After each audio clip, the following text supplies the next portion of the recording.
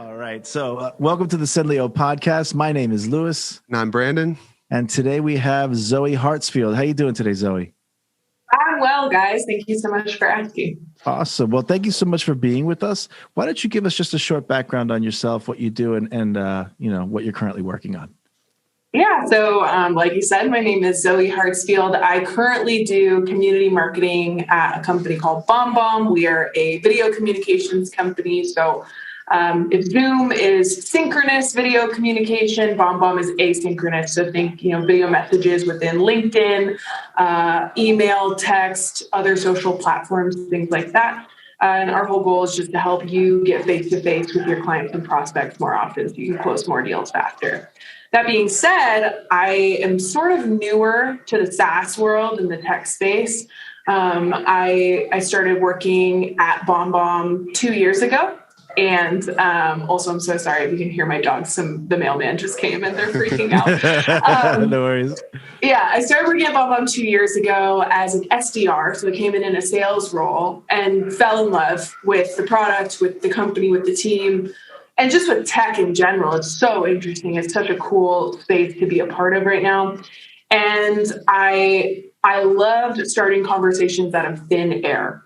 And so I decided, I'm not so sure I want to be an AE when we were talking about career growth and things like that. I was like, that's just not where I want to head next. So I thought, how can I continue to start conversations with strangers, but at scale? And that was where marketing came in. So I was able to get a promotion into our marketing team and join that team. It's been really, really fun. And now I get to have conversations with strangers all day, every day. And it's the best.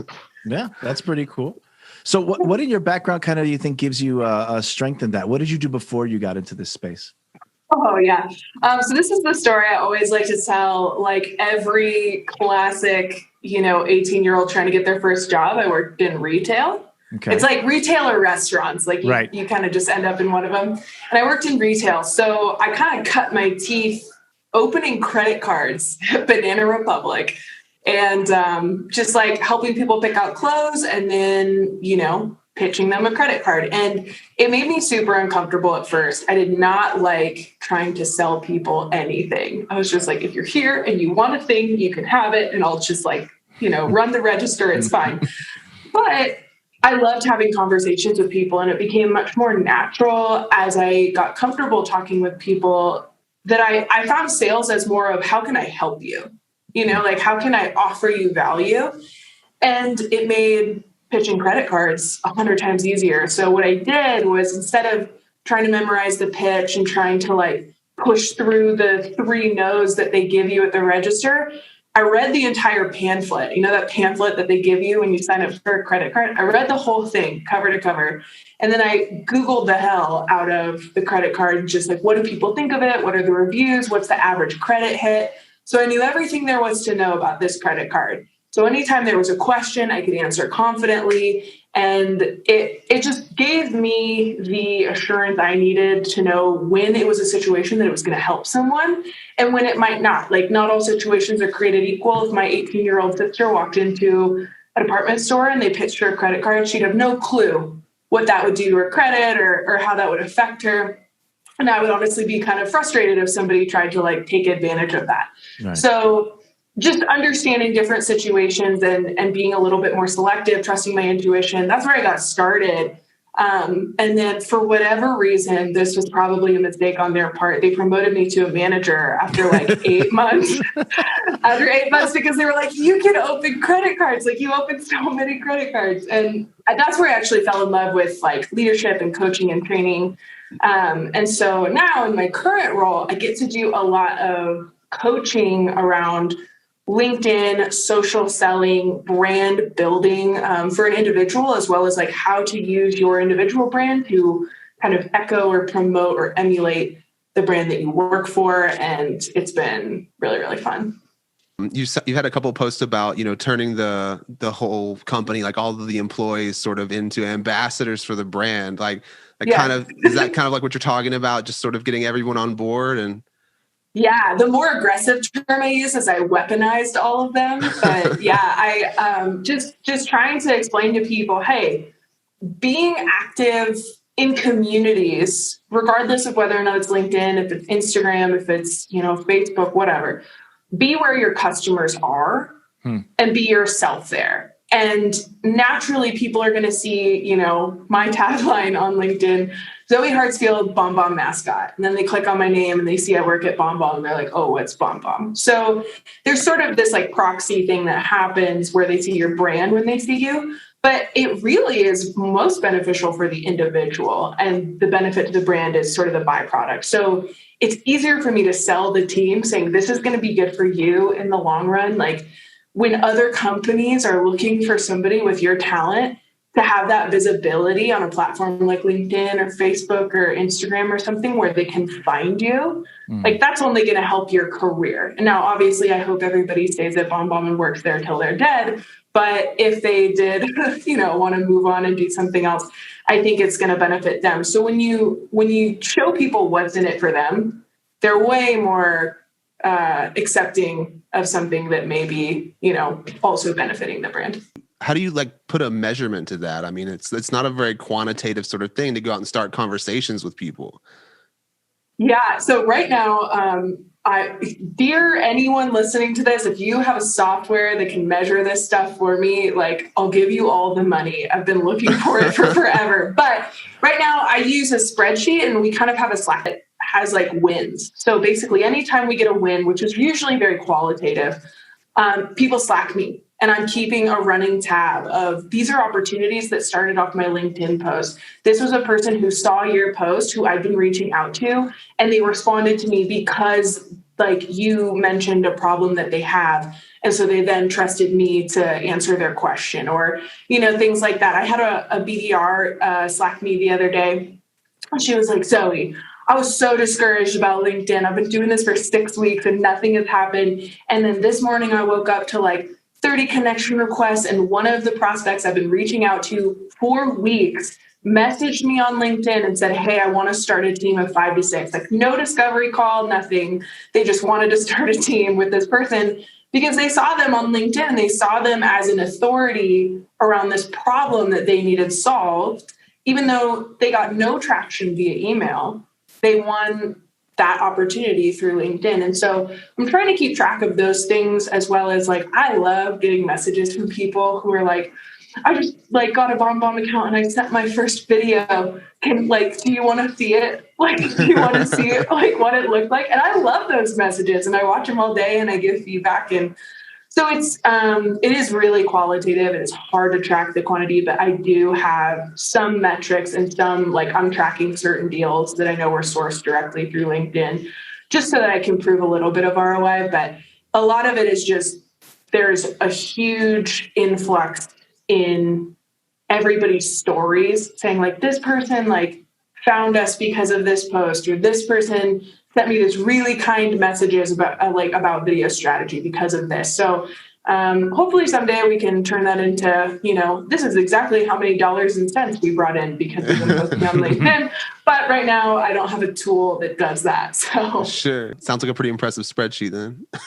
Oh my God, it's a nightmare. It's cool. It's cool to see the victories and the wins and see everybody. It's not just me, it's the team that's having all this success. But yeah, the less spreadsheets I can operate out of, the better.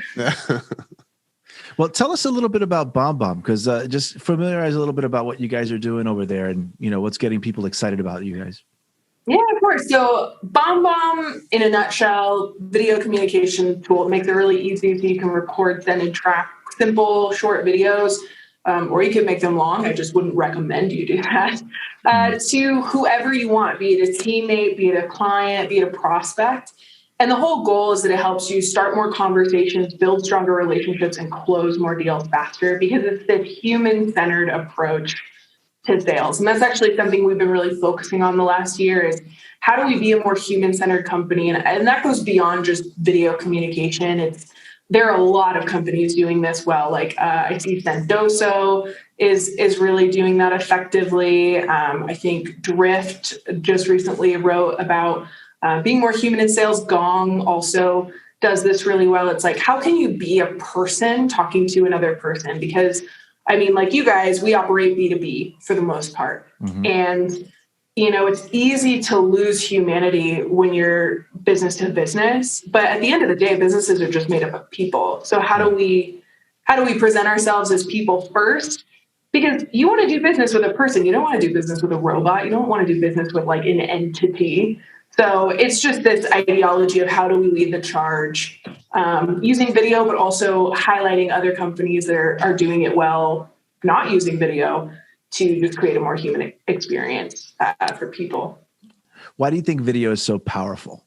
What is so powerful about that medium?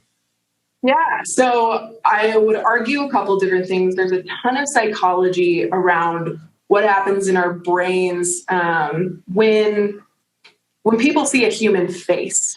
Like there's just something really magical that happens, like our serotonin and dopamine go up when you see another human being's face, like especially when you see somebody smiling, it makes you want to smile. So there is a logic to it of just like, okay, I'm reaching out to somebody cold who doesn't know me, or I'm reaching out to somebody who does know me.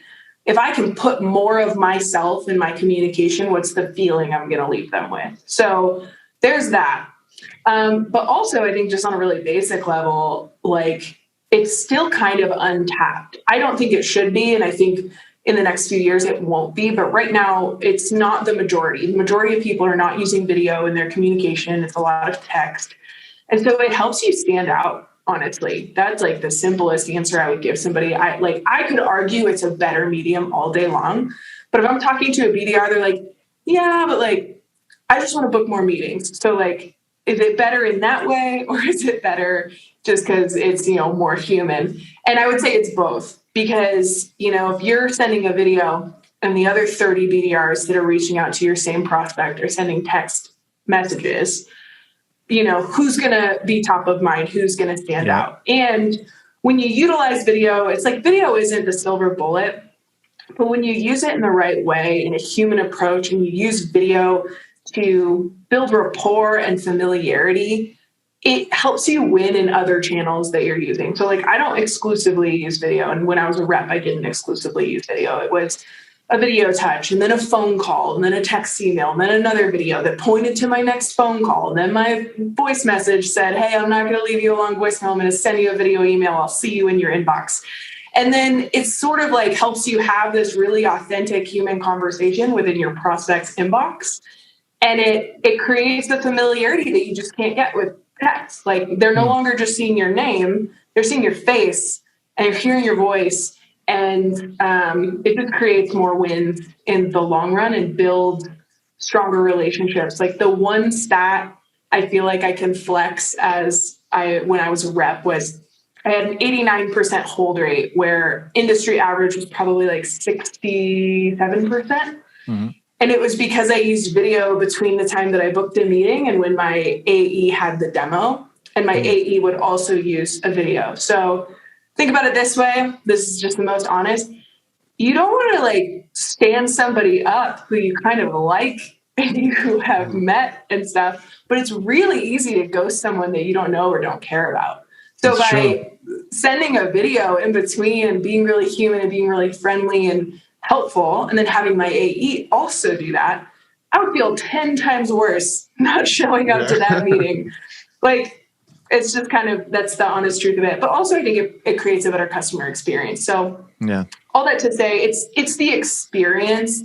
Like there's, tons of data to back it up, but at the end of the day, it's a better customer experience, it's a more human experience, and we like it. I mean, I guess we've all had way more video in our lives over the past year. So, I mean, do you think like what kind of effect has that had on sort of, you talked about the technology around video and the use of video being more prevalent. Yeah. I guess like how does COVID factor into all of that? And yeah. So for us personally, it blew us up a little bit because now you suddenly have people who can't we've been effective for sales teams for a long time. We were able to tap into the field sales sort of sector because of COVID, because people were no longer going out, building these relationships face to face. You have to schedule these Zoom meetings. So how fun to be able to send some like face-to-face time to someone, unscheduled, unprompted, very serendipitous, and continue to build that relationship and get more face time with your clients and prospects. So it helped us. I think it's also made people more aware of the problem that they face. So originally the problem we presented as, your inbox is flooded. It's hard to break through. Video helps you stand out. But at our core, we believe in rehumanizing the planet and eliminating digital pollution. So we believe that video is a better way to build relationships. Now, not everybody cares about relationships, unfortunately. Some of them are like, I just want to book more meetings. I want to close more deals. And it'll help you with that too. But it'll help you with that because it is such a good relationship tool. But so, that's interesting about that. So I think most people don't realize that during this time, since so many people are using these mediums now and everything is digitized, the idea of creating that human interaction, situation online now, or on the line, as Brandon likes to say, right? So it's made people more apt to do that. So do you think that, people, since they're lonely, they're needing more of a human interaction, it's really kind of gearing people to accept more of these technologies right now? Like, 100%. We just conducted a customer interview not that long ago. And they were like, we had zero interest in using video. Like, you guys had reached out to us a couple times and we had no plans on using video ever because we thought it was dumb. But then the pandemic happened and it was like, oh no, we need video. So I think for some people who were on the fence, it pushed them over the edge. I think for even some people that far over and just saying like, no, I'm never going to do video, it's adapt or fail kind of a thing. People had to learn how to do interviews on Zoom and, have important, really tough meetings over video or on the phone. And, how do you create a more human experience so that we remain connected? And so, I think it actually helped a lot of people who were sort of lagging on the video adopt it quicker. Yeah. And I think, unfortunately, a lot of the people who were like, we're still not going to do it, they struggled for longer or didn't recover.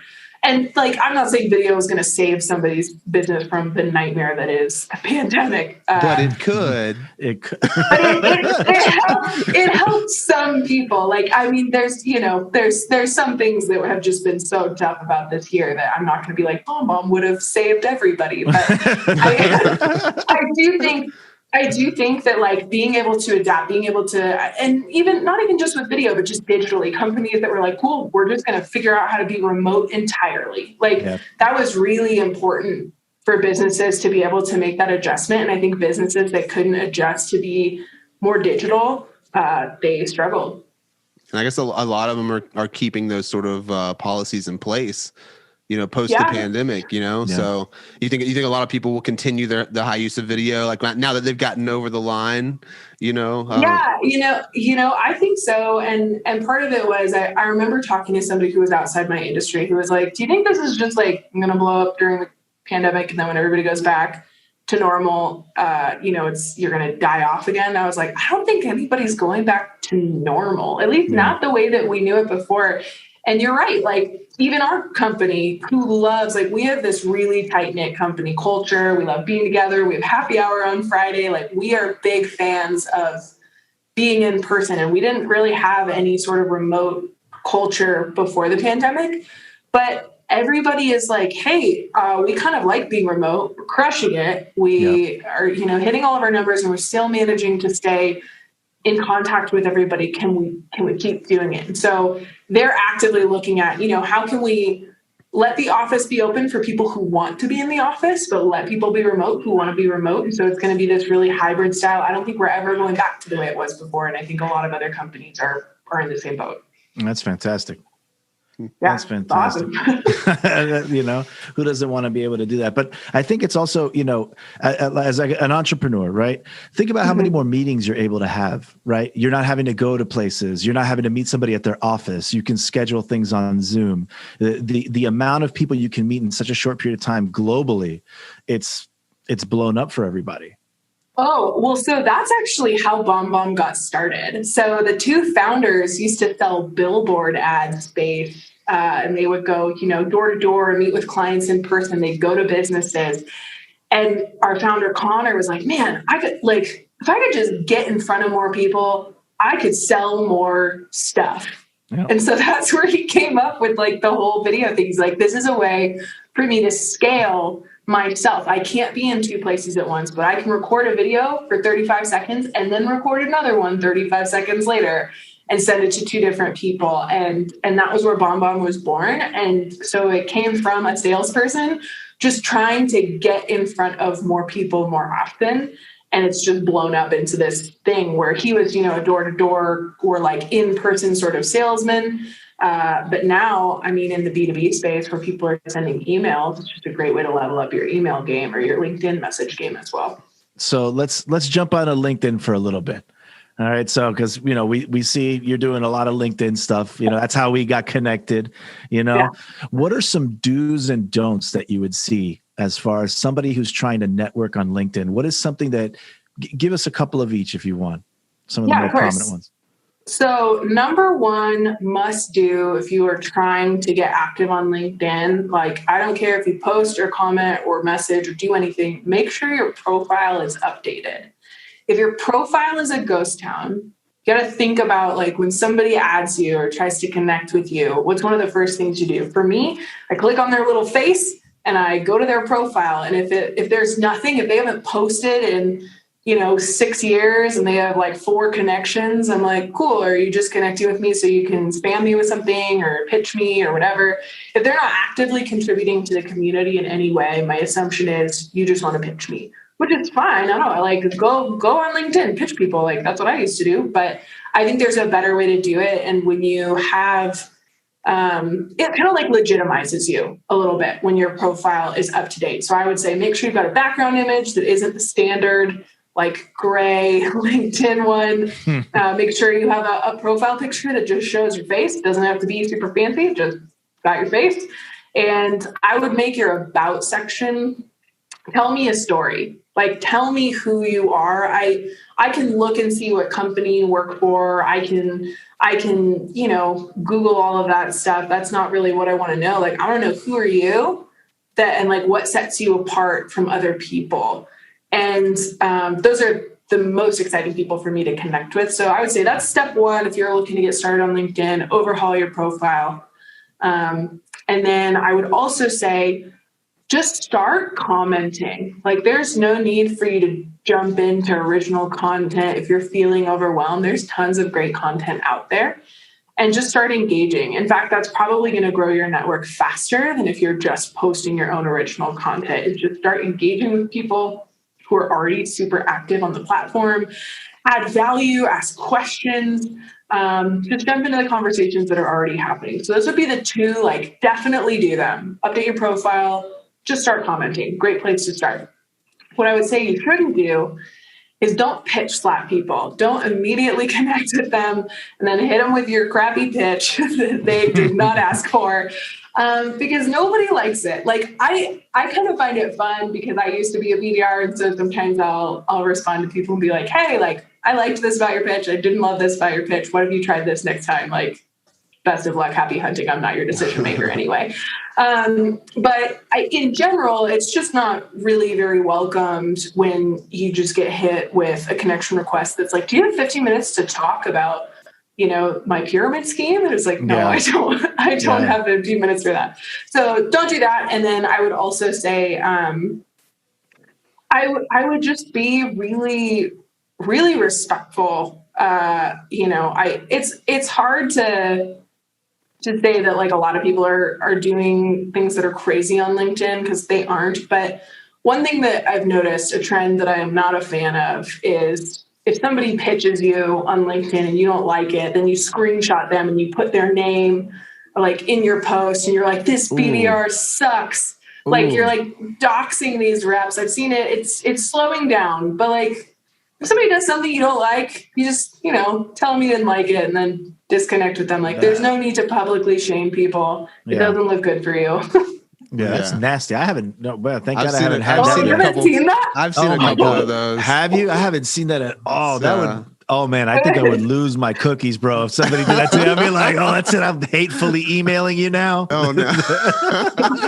Oh. Yeah, it's so sad because people are just there trying to do their job, you know, and like, yeah, people have bad outreach sometimes. It's not great, but there's just no need to shame people publicly. So that's my one tip. It maybe is less obvious, but you'd be surprised how many people decide that's a good idea and then try and do that. Man, I don't know how you I don't know how you have the self-discipline to comment on stuff. I go onto LinkedIn and I'm like, I'm going to go in and engage. I'm going to find some posts that are interesting and see what's out there. And then I just end up getting stuck in the news feed, just scrolling. And before I know it, I've gone through like everything there is to see. And I'm like, I didn't even pay attention to what I was reading. So I give myself parameters, right? Like every day, and this, you can make this number whatever the heck you want, but every day I try and post 5 meaningful comments on posts. And that's just like, once I've hit 5, like, cool, I can be done if I want. If there's more interesting stuff that I want to engage in, I'll do that. Also, if you post something like any original content, I try to respond to at least 10 comments. Like if it gets past that, it gets a little bit overwhelming, and I'll still try and keep up with it. But I give myself a number. If it's 5 comments on a day-to-day basis, try and connect with 3 new people. I just set goals for myself and I stick to it. And that way it doesn't get too crazy. And I also stay focused, because there's days where I won't go on LinkedIn. And then there's days where I'll waste like 2.5 hours on LinkedIn. And I need that structure in order to stay focused and also accomplish all the other aspects of my job. I tell you, you know what? I've seen like a trend lately, and maybe, I don't know, it's the algorithm or something, but I'm seeing a lot of political posts now, and nothing like pisses me off more than like, it's like, why is this here? I didn't come here for this. I think that's a big no-no. That's a quick way for me to unfollow somebody. Oh my if they God. start getting political. I don't care where you are politically. Why are you here talking about this? Go to Facebook. Exactly. I was going to say, I was like, it started to get really reminiscent of Facebook. Yeah, I'm not a fan of the political posts. Like, obviously I keep up with politics, but like, I've got the news for that. Like I don't need LinkedIn to be that. And there's a lot of ways to do LinkedIn and things that I like and don't like, and things that I do that I'm like, was that the best idea? I don't know. But I think the best way to approach any sort of original content is, are you adding value or are you inviting engagement? Those are like the 2 pillars of posting content that I think matter. Is, are you adding value to the community with like a tip or a thought or something, instead of just like throwing out random stuff all the time? Are you trying to add value? Or are you welcoming engagement? So are you asking a question? Are you opening up a platform for people to share an experience or a story, which also adds value by proxy? But those are the 2 things I try and think about when I'm posting for the most part. Sometimes I post something kind of dumb, like I posted something about Teslas not that long ago as a joke, and some people got very offended. Don't mess with Tesla. Oh man! I was like, I was making a joke because a friend of mine was going to buy a Tesla, and it was going to be like, their payment was something ridiculous, and they were like, I really can't afford a Tesla. And I was like, no, like, are you contributing to your 401k? And they were like, what's that?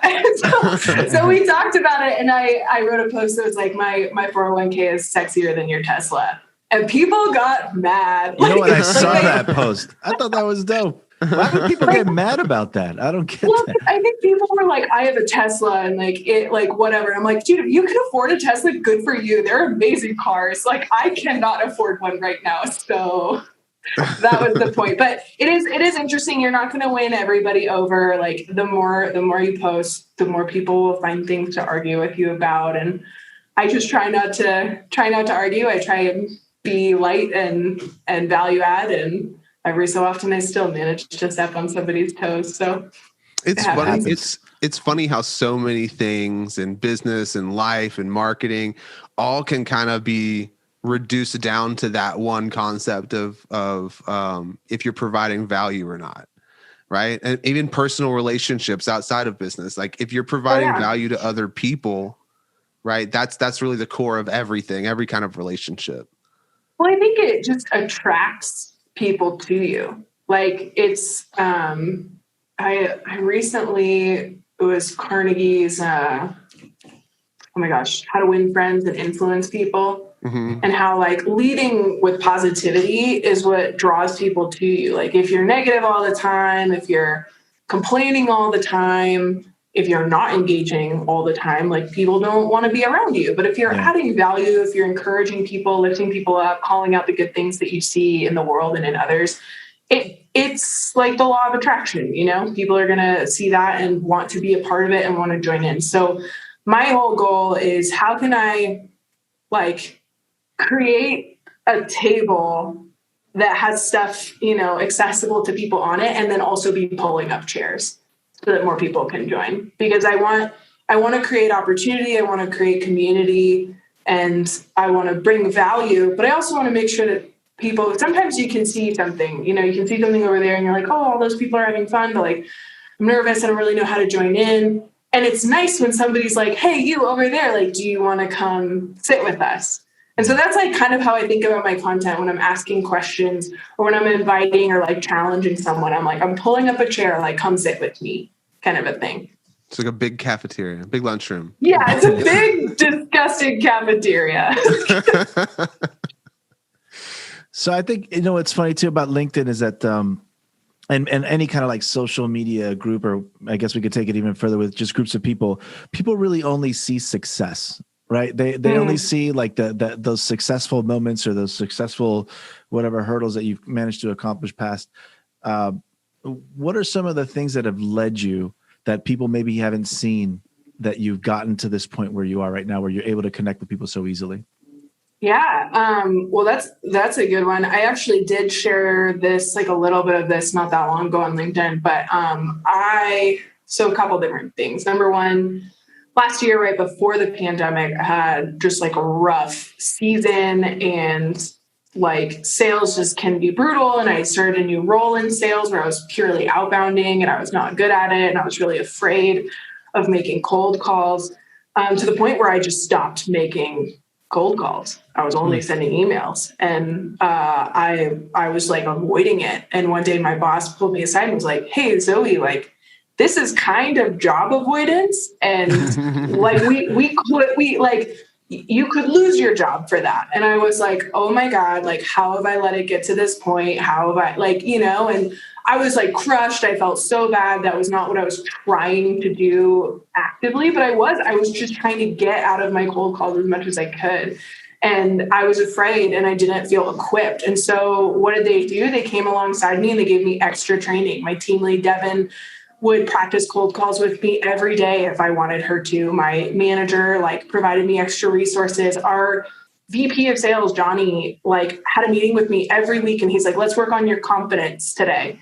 And so people saw me at this sort of low point where I was not succeeding. And I honestly probably wasn't even putting the effort I needed to succeed. Yeah. And they were like, Zoe, we see so much in you. Like, we're going to come alongside you and encourage you, because we believe that you can do more. And everything turned around, and I started booking way more meetings and seeing a lot more success and being more confident in my skill set and building more relationships. I think I thought I had to make cold calls off a script the way that everybody makes cold calls, but you're a person. And so when I started taking an approach that felt more like me, I got more confident. I wasn't, reading off a sheet of paper or trying to make a cold call like my teammate Clarissa, or trying to make a cold call like my teammate Mitch. I was making cold calls like Zoe, and everything turned around. And that is also why I feel so passionate about, like, I'm not a BDR anymore. I haven't been for a while. I've moved into marketing.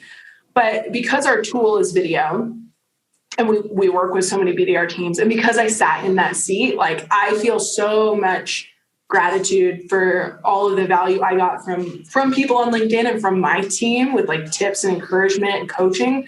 I just want to give that back. And so that's a lot of why I post what I post on LinkedIn. Nice. So just messages of positivity, trying to give back, trying to influence people to, uplift themselves to a better place.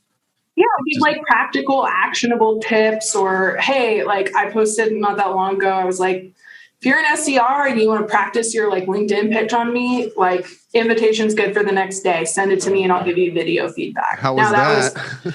It was a lot. It was really interesting though, right? So like probably, I don't know, 50 to 60 BDRs connected with me, but then probably only 30 to 37 of them actually like reached out and pitched me and tried. And so I gave them all one-on-one video feedback. I think I still have like 2 or 3 left that I need to do that are in there because it just got a little bit overwhelming, but I'm going to get back to them. And it was so cool because when you put an invitation out there like that, the people who respond are the ones who want to get better and they want to learn and they want the feedback. Like it's the people who want to help themselves, you know? So it was a really positive, I didn't have a single negative interaction. And some of them were really good. I was like, you don't even really need like much help or coaching. Like this was almost perfect. If I'm being hypercritical, I would tweak this line, or I would start with this first or whatever. But it was really fun. And I have a lot of confidence that every rep who took me up on that has a really bright future in sales, because they're the people who are looking to improve and looking to get better. And that's who I was, you know, at that point in time when I had that pivot, was just, okay, how can I absorb as much coaching and knowledge and read books and spend time with leadership who's offering me their time? Like, how do I maximize the value of this? And so I just want to give a little bit of that back. And it was cool to see people take me up on it. And it was fun building relationships with those people, because then, you know, we're having a conversation back and forth and they're like, oh, I love that idea. What about this? And they're just more friends. Nice. So just creating the environment around you, essentially having people like-minded. And, you know, you never know. Business is such a small place, right? I mean, you don't know who you're going to run into and how you're going to run into them, or what avenue is going to lead you to another success, you know? So yeah, I mean, I had one person from a company that one of our BDRs was outbounding to, who saw that post and was like, Zoe, I love that you're like offering this to BDRs. Like, we've been thinking about a video tool. You know, do you have any BDRs on your team who could use an extra opportunity for the month? And I was like, I do indeed. And then I could kind of connect them. And now there's a demo happening. And that's fun that gets to happen. It's not why I'm doing it. But it is a fun byproduct. So I guess you talk about sales strategy and marketing strategy and sales. What's all that about? Yeah. So, I mean, I started in sales, so I think like a salesperson, but it's also helpful to be a marketer who is in sales, right? Like, you kind of need both. When I was at BDR, my goal was to attract people who had never heard of us to like try our product or service or have a demo with us. And that's like much more a marketing muscle, I think, to really like, not cast a wide net, but like find your target audience and get them interested in you and introduce them on a really high level and work them down the funnel so that they're interested in, you know, maybe buying. And so that was like my first taste of marketing, was like writing sales copy, writing sales sequences. And some organizations that falls under a marketing category. In ours, we were just starting our outbound muscle. So, you know, our boss was writing some of the copy and then we were writing a lot of the copy ourselves. So I got to dip my toe in that. And then when I came over to the marketing side of things, I get to think about marketing in terms of, okay, how is this providing value to our existing users, but also how is this attracting new potential users? And how are we approaching, you know, my world is a lot of, it's evolved into a lot of things, but I started just managing our social media. And so we used to spend a little bit more time on Facebook and Instagram because our users used to be on Facebook and Instagram. We sold to a lot of solopreneurs, real estate agents, mortgage brokers, that kind of a thing. And they spend a lot of time on those platforms because they're very B2C. But when we decided to move B2B, I was like, I don't think the mid-market B2B companies of the world are spending all of their time on Facebook and Instagram. And that's where I stumbled upon LinkedIn and really doubled down on that, because the idea is, you know, where's your ICP? Go be there and go do that. And I don't necessarily think of our efforts as, you know, we're not selling necessarily on those platforms. Like I'm not actively out there writing posts that are like, go buy BombBomb. It's $29 a month. Like it's not like that, but we want to be the digital billboard on somebody's morning commute. You know, if they're driving to work, if they're spending their first 15 minutes on LinkedIn, I want them to see 3 BombBomb employees before they open up their email inbox, because even if they're not ready to buy our solution right now, we'll be top of mind when they are 3 months from now. And so that's kind of the way that I'm thinking about it, is how can we turn our efforts, you know, and provide value, but in a really strategic way that turns into revenue. So I know we danced around this a little bit, but talk to us a little bit more about human-centered communication. So human-centered communication is just this idea of, you know, people want to do business with people and not robots. And how do we bring things back to a more human and relatable and relationship first kind of way of doing things? And so I am currently working on a project called Relational Revenue, actually, where I'm talking to BDRs and SDRs about stories that they have where they led relationship first. It wasn't, let me fire off like 150 emails and see if I can get one person to bite. It was like, let me send 10 really personalized emails and start a conversation and provide these people value and see what that turns into 3 weeks from now instead of 3 days from now. And so it's a little bit slower. It's taking a step back. It's removing some of the automation and the robots and just like the thoughtless spam, right? I think we all like to think like my product is going to change the world and it's going to make everybody's life better. So of course they want an email from me, from my marketing team, but we wrote and blasted out to 10,000 people. Like, no, nobody wants that from you. So how can you be more targeted, be more intentional, lead with more value, and be a person? You know, I think some of that is writing a little bit more like a human, not quite so much like a business. Like, can you be a more conversational in your email copy? Can you use video and like come into Zoom meetings camera on? Can you send video messages and voice messages instead of just plain text messages?